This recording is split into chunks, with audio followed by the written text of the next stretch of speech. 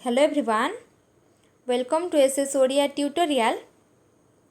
आज आम साहाड़ा वृक्ष कवितार संक्षिप्त उत्तरमूलक प्रश्न आलोचना करिबा।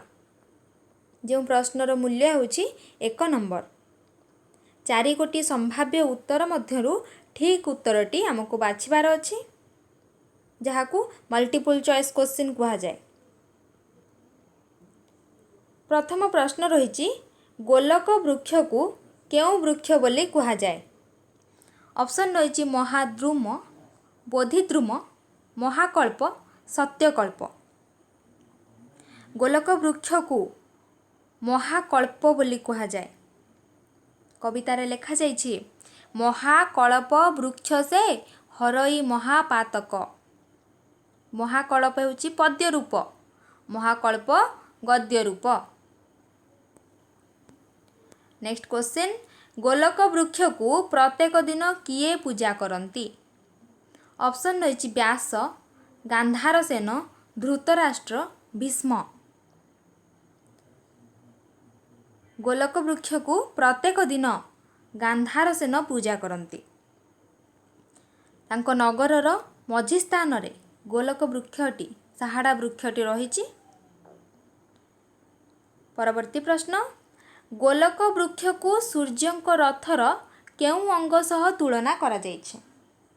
ऑप्शन रही चक्र, अख, और अश्व।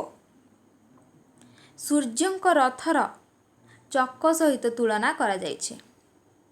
कर तार रथे चक, करता होचंती सूर्य, सूर्यंक रथर चक।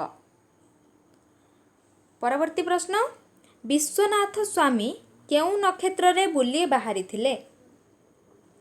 ऑप्शन रही चित्रा, शतभिषा, स्वाति, विशाखा। विश्वनाथ स्वामी होचंती शिव। केउ नक्षत्र रे बुली बाहरी थिले।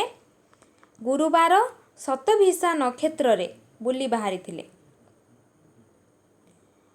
परवर्ती प्रश्न, महेश्वर केउ नदी कूल रे बुलुथिबा बेले साहाड़ा वृक्ष को देखिले। ऑप्शन रही महानदी, ब्राह्मणी, बैतरणी, बुढ़ा बलंग। महेश्वर शिव जिते चतुर्दश भुवन बा तीर्थ बुली सारी बैतरणी नदी कूल रे बुलुथिबा बेले साहाड़ा वृक्ष को देखिले। नेक्स्ट क्वेश्चन, बाम दिगरे थिबा साहाड़ा वृक्ष को देखी वृषभ कौन कला। ऑप्शन अच्छी पत्र आनी मुंडरे लगाइला, पत्र को खाईदेला, गछ देहरे घसी हेला, डाल भांगी पकाइला। साहाड़ा वृक्ष को देखी सुस्वादु भोजन मिलिबो बोली पत्र को आनी मुंडरे लगाइला। नेक्स्ट क्वेश्चन, केउ गछर पत्र पाखरे थिले शत्रु क्षय हुए। साहाड़ा, निम्ब, बरकोली, बिल्लो। डाहाण पाखरे जदि बरकोली गछ थिबो तार पत्र को पाखरे रखिले शत्रु क्षय हुए, शत्रु विलय हुए, शत्रु विनाश पाए। परवर्ती प्रश्न, सदानंद वृषभ पिठी रे बसी केते भुवन बुलिले। सदानंद होचंती शिव। ऑप्शन रही द्वादश, चतुर्दश, पंचदश, अष्टादश। सदानंद वृषभ पिठी रे बसी चतुर्दश भुवन बुलिले। नेक्स्ट क्वेश्चन, केउ पत्र छिंडाई मथारे घेनिले अनेक दोष क्षय हुए। श्वेत दुब, कुश, बरकोली पत्र, बेलपत्र। श्वेत दुब मथारे घेनिले अनेक दोष क्षय होइथाय। सारला दास साहाड़ा वृक्षर पत्रर महात्म्य वर्णना करने सहित श्वेत दुब, बरकोली पत्र, बेलपत्र, तुलसी पत्र आदिर महात्म्य मध्य वर्णना करिसंती। नेक्स्ट क्वेश्चन, केउ गछर झड़िला पत्र मुंडरे घेनिले व्यक्तिर ज्ञान अज्ञान रे करिथिबा सकल पाप दूर हो जाए। ऑप्शन रही बर, साहाड़ा, बेल, तुलसी। तुलसी पत्र मुंडरे घेनिले व्यक्तिर ज्ञान अज्ञान रे जहाँ पाप रही थाए ताहा दूर हो जाए। नेक्स्ट क्वेश्चन साहाड़ा पत्र को घेनिले कौन प्राप्त हुए पान भोजन जस धन साहाड़ा पत्र को घेनिले उत्तम भोजन प्राप्त हुए। नेक्स्ट क्वेश्चन साहाड़ा वृक्षर महात्म्य कविता महाभारत रे केउ पर्वर गृहीत होइछि आदि पर्व मध्य पर्व वन पर्व सभा पर्व सारला महाभारतर आदि पर्व रे आदि कवि साहाड़ा वृक्षर महात्म्य वर्णना करिसंती। नेक्स्ट क्वेश्चन शिव कपिलास को केतबेले फेरिले प्रभातरे सूर्यास्तरे मध्याह्नरे संध्यारे शिव वृषभ को परीक्षा करिबा पई से जो साहाड़ा पत्र को आनी मथारे स्थापन करिथिला उत्तम भोजनर आशारे ताको परीक्षा करिबा पई चतुर्दशन भुवन बुली सूर्यास्तरे कपिलास को फेरिथिले। नेक्स्ट क्वेश्चन पंच वक्र अर्थ कौन पांचटी आखि पांचटी मुह पांचटी हाथ पांचटी गोड़ पंच वक्र अर्थ होची पांचटी मुह। नेक्स्ट क्वेश्चन अमृत जोगाड़ रंधन करी उमा विमुख हेले काहींकी ऑप्शन रही शिव आसी जिबारु शिव न आसीबारु गणेश न थिबारु शिव असुस्थ थिबारु